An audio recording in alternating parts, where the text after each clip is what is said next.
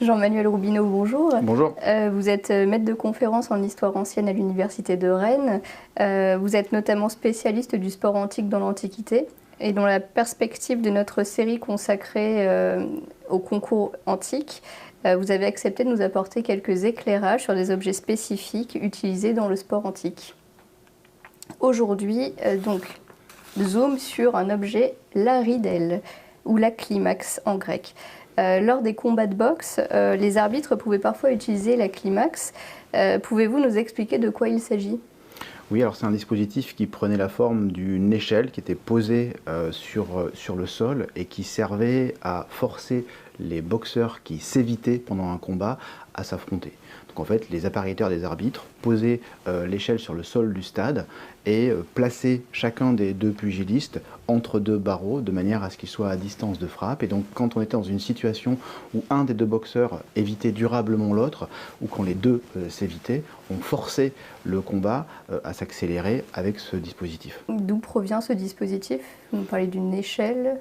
Oui, alors le terme de climax en grec a toute une série de sens et le sens dans lequel il faut l'entendre pour ce dispositif, c'est probablement un sens agricole. Ça s'appelle une ridelle. Une ridelle, c'est un dispositif qui existait encore jusqu'au milieu du XXe siècle en France, quand on utilisait des chariots, des charrettes pour déplacer des balles de blé. La ridelle, ce sont les barreaux qui sont sur les bords en fait, de la charrette avec des traverses et qui permettent de retenir les éléments qui sinon verseraient hors de la charrette. Et ce principe de la ridelle est attesté dans l'Antiquité. Il existe, on a même des images qui nous montrent des ridelles identiques dans l'Antiquité. Et visiblement, les anciens ont emprunté cet élément de matériel agricole et l'ont transposé dans le cadre sportif. Et en quoi ce dispositif donc de ridelle éclaire-t-il la conception grecque du sport ? D'abord, ça apparaît très tôt, c'est-à-dire que les premières traces de ridelle datent du VIe siècle avant Jésus-Christ, donc littéralement quand le sport se constitue dans le monde grec. Et le deuxième élément, c'est qu'en fait, le fait de mettre en place ce dispositif, ça témoigne d'une volonté de faire des épreuves athlétiques, des spectacles. Et il fallait donc que ça ne dure pas trop longtemps, sinon le spectacle devient ennuyeux, rébarbatif. En fait, on n'avait pas le problème pour une bonne partie des épreuves. Les lutteurs et les pancratias, par exemple, pouvaient se jeter l'un sur l'autre puisqu'ils avaient le droit de s'attraper. Et donc, la possibilité de fuir durablement un adversaire n'existait pas véritablement dans ces disciplines.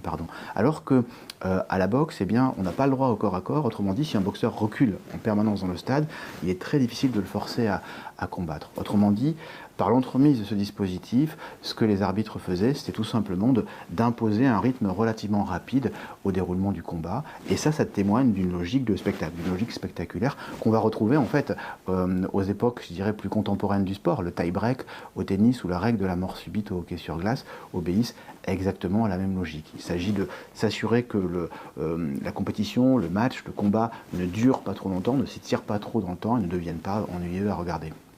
Peut-être une dernière question. Donc on parle des boxeurs qui s'évitent pour combattre, alors que bon, ils étaient quand même là pour ça, non ? Qu'est-ce qui expliquerait qu'ils s'évitent et qu'ils refusent le combat finalement ? Ça peut être une stratégie.